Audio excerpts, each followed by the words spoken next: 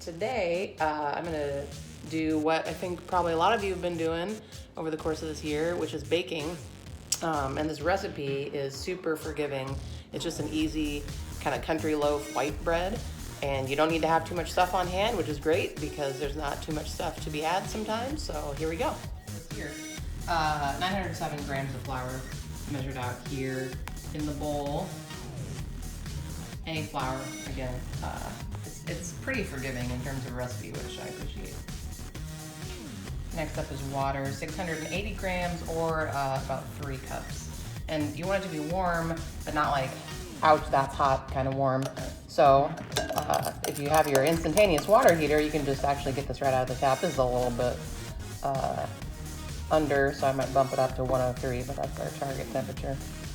And the water to bread flour ratio here is kind of important, but again, like I've made it drier or wetter and it's turned out fine. Next up in the holy trinity of baking is yeast. So I have mine here actually just in a plastic container. I store this in the freezer, but this is the kind it is. Make sure, I will say, if you're doing online grocery ordering and delivering, if they try to substitute the gold one for this red one, it will not work. That's intended for sweet breads, and it won't work for this recipe. So you need a tablespoon and a half of yeast.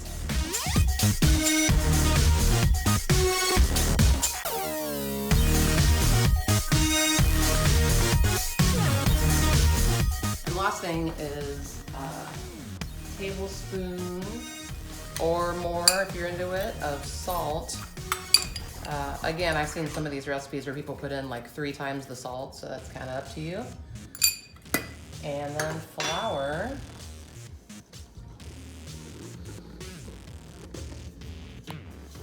And again, if you have a stand mixer here, you can use it, but I don't. So then it just becomes a lot of mixing.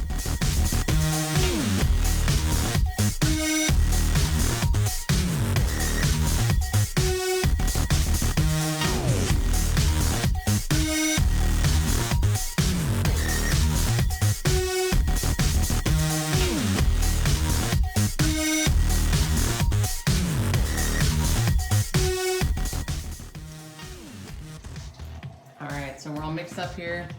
The lid is on. It's got plenty of room to expand.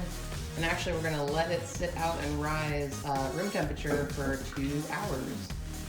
See you then. All right, check it out. So it's been 2 hours and you can see here the bread has risen substantially.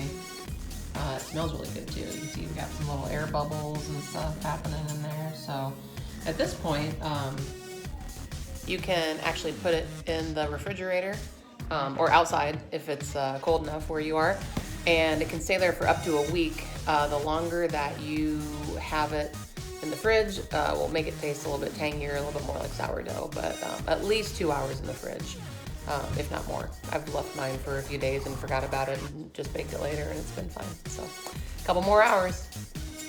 All right, so I've had the dough outside now, overnight actually, and it's pretty normal for it to rise and fall a couple times. You can see now it's about, what's that, the 4-liter capacity.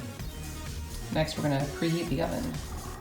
Okay, so the oven is preheating now to 450 degrees, and once that gets up to temperature, then we'll put our cast iron pot in there. You can use a Dutch oven for this too, but just something heavy that's gonna fit the bread, I guess. And we won't put that in until it's up to temperature.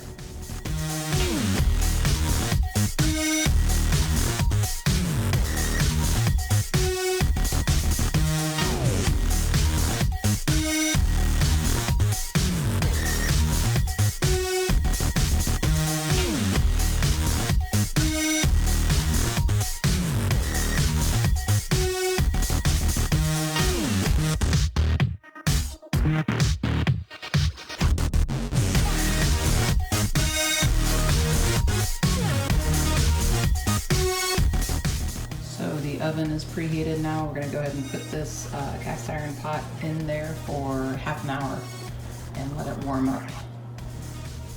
And while that pot preheats, we'll also let the bread just kind of sit out here at room temperature and continue to rise for about 30 minutes also.